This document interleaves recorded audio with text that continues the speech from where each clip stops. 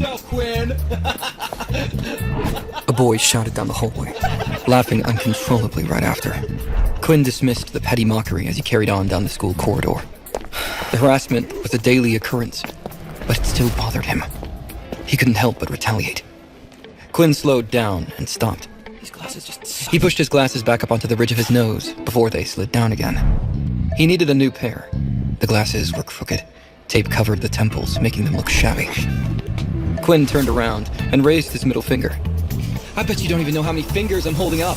The boy clenched his fist and ran toward Quinn. You level 1 piece of crap! When are you going to learn that you don't belong in this world? The boy placed both of his hands together. A green ball of light formed between them, shot out from the palms of his hands.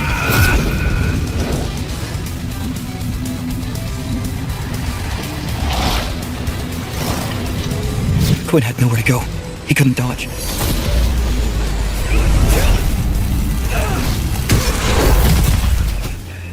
A student appeared from a doorway. What's going on? Are they really fighting on the last day of school? A crowd formed, interested in what the commotion was all about.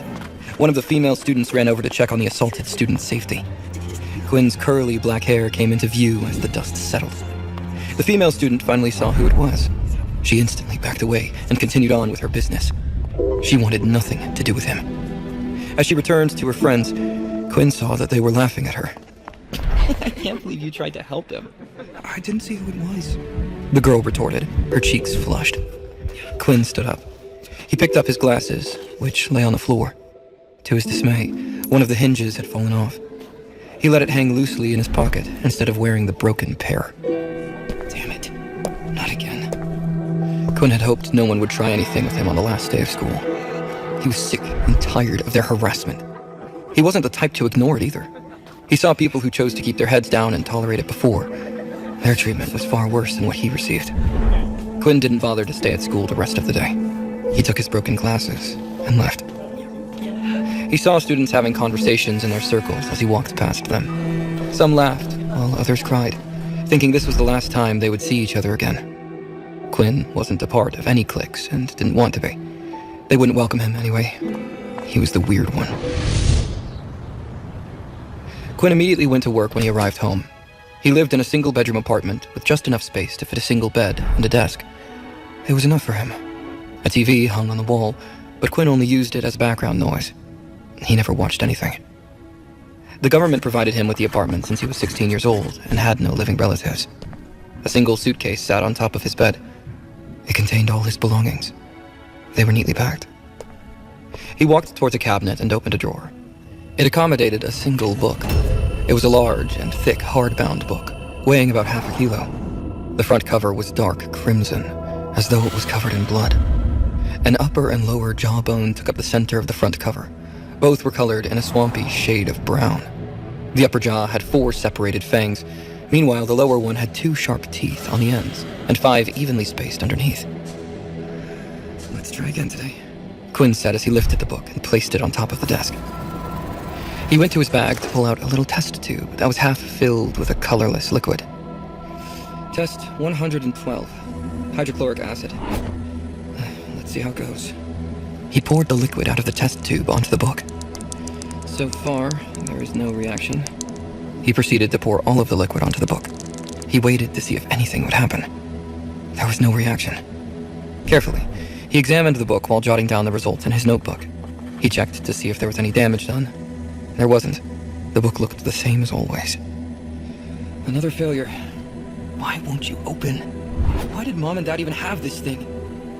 112 times. This was the number of different ways that Quinn had tried to open the book. Not only did the book not open, but it seemed like it couldn't be damaged either.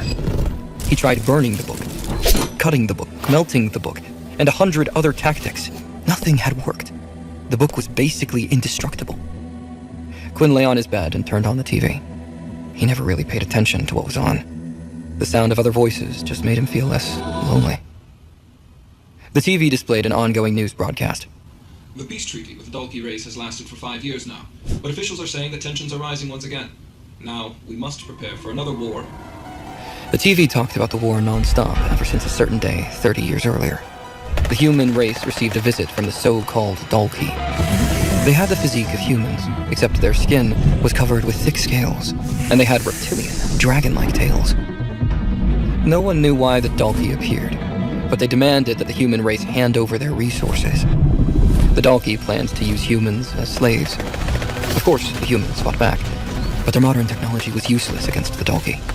Bullets couldn't penetrate their skin, and as for tanks, well, the Dalki had airships. Every individual, regardless of gender, was told to fight for Earth. That included Quinn's parents. The war went on for years. Quinn grew up not knowing what his parents looked like. A select group of people came forward when humanity was on the brink of defeat. People with special abilities. They shared their knowledge of how they obtained such power in hopes of turning the tide in the war. Thankfully, it worked. Even so, the Dalki were still powerful, and a seemingly endless stalemate led to a peace treaty being signed 5 years ago. Greed soon got the better of humanity. High-ranking government officials kept the powers for themselves instead of sharing them with everybody else. Only people with money could learn the more powerful abilities. Everyone else was left with scraps. Poverty took over the world. People had powers and used them uncontrollably, unlike before. The government gave Quinn nothing when his parents died. They agreed to pay for his living expenses while he was still in school, but that was it. He was only 10 years old when his parents died. An agent appeared at his doorstep and handed him a book. It was the only thing that Quinn's parents possessed. One they passed down when they died. "Why is the world so unfair?" he uttered, lamenting his situation. Quinn got out of bed and sauntered toward his desk. He picked up his broken glasses. He noticed that one of the lenses was slightly out of place. He tried to punch it back into its frame. "Come on, just get in!" he shouted as he tried to fix the glasses. His frustrations mounted as he struggled with the lens. The lens cracked into pieces. One of the shards cut a deep gash in his thumb. Quinn screamed and kicked at the table. "Why does the world hate me?" After a while, he stopped feeling sorry for himself and cleaned up the glass. A piece had landed on top of his book.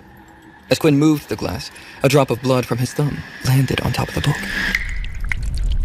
The jawbones in the center of the book started to glow. Suddenly, the book began to float. It hovered until it was eye level with Quinn. Quinn darted back. "What the hell's happening?" The book emitted a blinding radiance. It shook uncontrollably. The book finally opened. Its pages fluttered in the air. Quinn couldn't take his eyes off the shining book. He was in a deep trance. The writing on the pages wasn't in any language he had seen before, but for some reason, he felt like he could understand it. When the book reached its last page, it started disappearing, gradually turning into dust. Quinn's body suddenly felt weak. His vision began to fade. The world grew dark. Something felt wrong inside of him. Just before he passed out, he heard a message. "Congratulations. You've been granted the death." Unable to maintain consciousness long enough to hear the rest, Quinn passed out.